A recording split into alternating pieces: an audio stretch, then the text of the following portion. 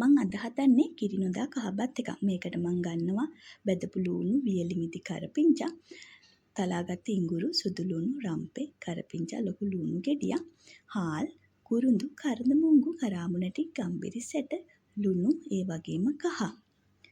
තෙල් එක හොඳින් රත් වුණාට පස්සේ මේකට තලාගත්ත සුදු ලුණු, ඉඟුරු ටික එකතු කරගන්නවා. මේ ටික වෙලාවක් වැදෙන්න තියලා ඒකටම මම කරපිංචා, රම්පේ ටික එකතු කරගන්නවා.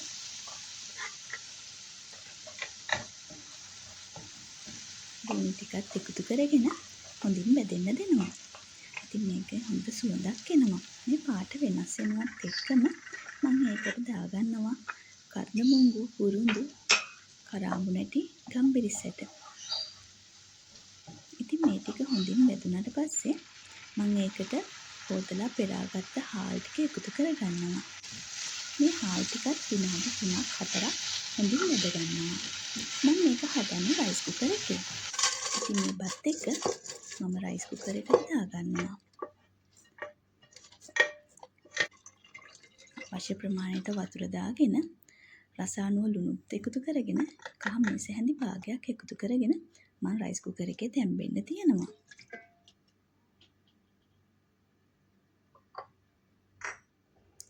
මේ තියෙන්නේ මං හදාගත්ත කහපත් එක. ඒක හොඳ සුවඳක් එනවා. බලන්න බත් එකේ ලස්සන. ඒ වගේම මේකේ හොඳ රසයකුත් තියෙනවා. මම ඒකට ලස්සන වෙන්න බැදපු ලූණු, වියලි මිදි, කරපිංචා දාලා සරස ගත්තා.